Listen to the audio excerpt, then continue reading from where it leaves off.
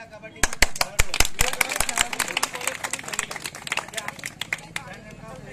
बरेचसे जे विद्यार्थी घडले तर ते विवेकानंद महाविद्यालयातील आहेत सर्व विद्यार्थी सगळे आपले सगळे माझे विद्यार्थी आहेत आज तुम्हाला जे काही दिसतात तर ही एक आपल्यासाठी सगळ्यांसाठी गर्वाची गोष्ट आहे, बरोबर आहे. आणि आपले मेजर साहेब अजून गावाविषयी आपल्याला थोडी माहिती सांगतील. त्यांचा आदर्श आज इथल्या सगळ्या युवकांनी घेतलेला आहे. सर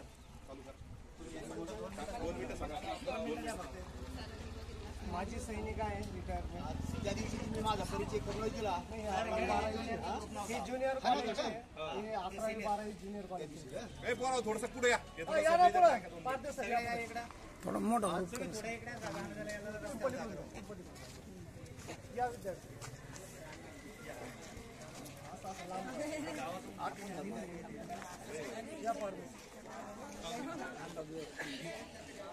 आज म्हणजे आपला तुमचा जो NSSचा कॅम्प आहे आमच्या गावाचंही भाग्य म्हणावं लागेल आणि तुमचंही भाग्य म्हणावं लागेल की तुम्हाला 26 जानेवारी निमित्त आमच्या गावात येण्याचा योग मिळाला. तुम्ही तुमची सेवा आमच्या गावात करणार आणि आमच्या गावातून काय घेऊन जाणार. देवाणघेवाण तुमची दोन्हीची झाली पाहिजे. तुम्ही आता मी त्या दिवशी पण सांगितलं होतं की तुम्ही प्रत्यक्ष संपर्क साधा. एक व्यक्तीने एक मुलाने एखाद्या कुटुंबासोबत जर तुम्ही वार्तालाप केला तर तुम्हाला काय जे मिळायचं ते मिळेल आणि तुम्ही काय देऊ शकता आणि तुम्ही काय घेऊ शकता ते देवाणघेवाण केल्याशिवाय तुम्हाला काही समजणार नाही. आणि आमच्या गावात असं आहे की आमच्या गावात सर्वात पहिले माझी सैनिक खूप आहे. आमच्या गावात 40 कुटुंब, आमचे 40 परिवार जवळजवळ. त्याच्या पाठीमा आमच्या इथं पोलीस आहे. पोलीस जवळपास 27 पोलीस आहे आमच्या गावात. त्याच्यानंतर बाकी शिक्षक, त्याच्या पाठीमागे शिक्षक आहे. म्हणजे आमच्या गावात जवळजवळ नोकरीवाल्यातून जर म्हणलं तर पैठण तालुक्यातून बहुतेक मध्ये नंबर 1 वरच असावं मला तरी वाटतंय. शिक्षणाधिकारी सुद्धा आहे. आणि तुम्हाला सांगतो मुली तुमच्यासारखीच मुली एकच उदाहरण सांगतो. आमच्या गावात MPSC झालेली मुलीनं सुद्धा MPSCची नाही झाली. म्हणजे विचार करा आमची किती ब्रिलियंट पोर आहेत. MPSCची परीक्षा पास होऊन सुद्धा झाली. मला नाही करायचं म्हणजे नोकरी. एकच उदाहरण देतो. आमच्यातला भिक्षुक म्हणजे जे देवबाप्पाचं काम करत नाही का आपले लग्न वगैरे त्यांची मुलं आहेत 3, 2 मुली आणि 1 मुलगा. मुलगा भरती झाला होता. मुलगा भरती होऊन तो एअरफोर्स मध्ये झाला होता. त्याला सुद्धा आपलं फार मोठं योगदान होतं. आमच्या फोर्समुळेच तो भरती झाला गेला. त्याला ते एअरफोर्स मध्ये करमेना म्हणजे ब्राह्मणाचे मुलं फार हुशार असतात बरं का. त्याला ते करमेना आणि त्याच्यामुळे त्यांनी ती नोकरी सोडली. आम्ही तर फार विनंती सोडू नको. तो म्हणजे होऊन मी काय होणार पायलट होणार. म्हणजे पायलट म्हणजे काय ट्रकचा ड्रायव्हर नाही आहे, विमानाचा ड्रायव्हर नाही. पायलट म्हणजे क्लासवर येतो पण तो होऊन एवढं होणार. त्यांनी सोडून दिली. MPSCची परीक्षा दिली. MPSC मध्ये पास झाला. MPSC मध्ये पास होऊन STI झाली. STची नोकरी सोडून दिली परत. MPSC मध्ये दुसऱ्यांदा परत MPSCची परीक्षा दिली. पास झाला. मंत्रालयात सचिव म्हणून लागला. डेप्युटी सचिव म्हणून सचिवची नोकरी मला ही पण पसंत नसते. MPSC पास झाला आणि आता शिक्षणाधिकारी शिक्षणाधिकारी ट्रेनिंग घेत आहेत. डेप्युटी शिक्षणाधिकारी आणि बहिणी त्यांच्या दोन बहिणी एवढा म्हणजे ब्रिलियंट बहिणी त्यांची PSI मध्ये पास झाली. ती मला फील्डची नोकरी करायची नाही. बघा तुम्ही आता त्यांचं योग किती चांगला आहे. आता एकीने परत STI दिली आणि एकीने परत मला वाटतं रेल्वेची दिली आहे. असे कुटुंब आमचीच आहे. म्हणून तुम्ही आलात तर तुम्ही तुमचं हे भाग्य समजा का आमच्या गावात संपूर्ण सर्व स्वयंभू आहे. आणि तुम्हाला जे काही पाहिजे असेल तुम्हाला आमच्या गावातून जे मदत पाहिजे असेल ग्रामपंचायत असो किंवा सर्वसाधारण कुटुंबतर्फे असेल आमची देण्याची हमेशा तयारी राहील. एवढंच या प्रसंगी बोलतो आणि थांबतो. फार मोलाचं मार्गदर्शन केलं तुम्ही. आमच्या गावाशी प्रत्येक कुटुंबाशी नाव जुळवा. एखाद्याच्या घरी जा, विचारा, त्याची चौकशी करा. कोण कसं काय कुटुंबात कसं वागतं काय वागतं. लेकी आता बाहेरच्या लेकी आलेल्या आहेत आमच्या गावात. आता तुम्ही पण उद्या जाणार बाहेर तर भविष्यात कसं आहे काय आहे अडचण काय आहे तुला सासुरा कसं आहे काय हे तरी देवाणघेवाण करा. तुम्ही औरंगाबादला निदान संभाजीनगरला आल्यावर निदान तुमच्या घरचा डबा आम्हाला मिळाला पाहिजे आणि आमचा डबा तुम्ही खाल्ला पाहिजे. अशी तरी तुम्ही तयारी करा. आणि शक्यतो सगळ्याच्या घरी तुम्ही आता मुली आहात तुम्ही सगळ्याचे घर वाटून घ्या. कसं काय चाललं अहो आता गावात तुम्ही एकदा स्वच्छता केल्यानंतर प्रत्येक कुटुंबाकडे जातात मला चहा पाजा असं बळजबरीने का होत नाही. काय चाललं काय नाही असं थोडंसं ओळख झाल्याशिवाय तुमचं हे होणार नाही ना. आणि जेव्हा तुम्ही आमचा ग्रामीण भागातला माणूस जेव्हा तुमच्याकडे दवाखान्याच्या टायमाला येतो त्यावेळेस तुमची मदत आम्हाला मिळेल असं तुम्ही आमच्या गावात करून जा ही अशी आम्हाला कळकळीची विनंती आहे. आणि काही जर अडचण असली तर आम्ही आज सर्व गावकरी तुमच्या पाठीशी खंबीरपणे उभा आहे. तरी सर्वांनी चांगलं काम करून जावं. आम्ही पण NSSचं काम केलेलं आहे. आम्ही तुमच्या कॉलेजचे विद्यार्थी आहोत. आमच्या बरेचसे जवळपास आमच्या जेवढे आता समजा आमच्या वयाचे याचे ते विवेकानंद कॉलेजवरूनच घडलेले आहे बरेचसे विद्यार्थी.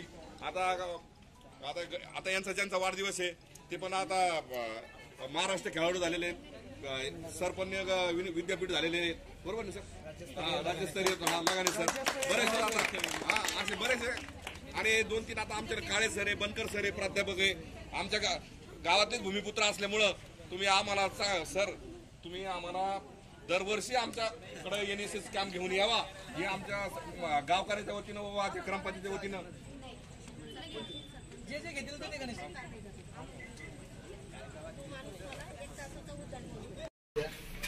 आणि 1987 ते 91 आपल्या विवेकानंद कॉलेजचा मी विद्यार्थी राहिलेला आहे. आणि त्या विद्यार्थी दशेमध्ये असताना मी तुमचे आपले खेळाचे शिक्षक श्री KR वाकळे सर, त्यानंतर माझ्यासोबत असलेले काळे सर, तुमच्या कॉलेजचे मुळे सर, हे माझ्यासोबत खेळलेले विद्यार्थी आहे खेळामध्ये आणि तुमचे प्राध्यापक पण राहिलेले आहेत. तर त्या काळामध्ये मी सुद्धा स्टेट लेवलला कबड्डी या खेळामध्ये आपल्या कॉलेजचं 3दा राष्ट्रीय स्तरावर मी नेतृत्व केलेलं आहे.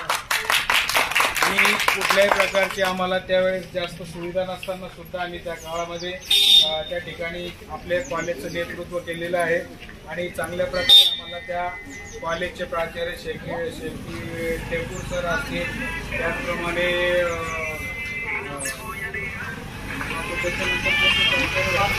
आफ्रिकर सर, तर यांचं या कॉलेजसाठी आपली योगदान होतं आणि त्यांनी आम्हाला चांगल्या प्रकारे मार्गदर्शन केलं.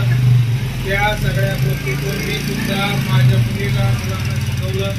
माझी मुलगी सुद्धा तिकडे सरळ सेवेमधून आता कॉम्प्युटर इंजिनियर होऊन ती सध्या खुलताबाद नगर परिषदेमध्ये कार्यरत आहे आणि तिथं सुद्धा UPSCची तयारी करतो.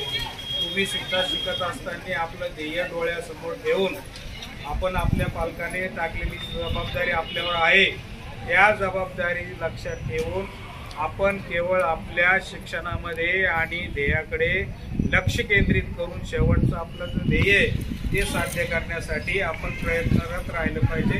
सोशल वर्कासोबत आपलं सामाजिक, आर्थिक, कौटुंबिक या गोष्टीकडे लक्ष द्या. कातवाने सरांचे वडील कातवाने साहेब कृषी साहेब आणि त्यांनी सुद्धा आम्हाला या काळामध्ये चांगल्या प्रकारचं या ठिकाणी मार्गदर्शन केलेलं आहे. म्हणून सांगतो की शैक्षणिक आपण शिकत असताना इतर गोष्टीकडे लक्ष न देता आपला फोकस केवळ शिक्षणाकडे आणि आईवडिलांच्या मार्गदर्शनाकडे असावा, एवढीच मी या ठिकाणी आपल्याला संदेश देतो आणि माझे 2 शब्द थांबवतो. जय हिंद.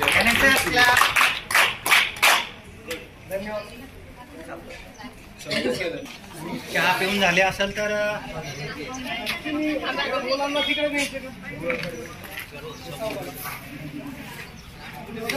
त्याला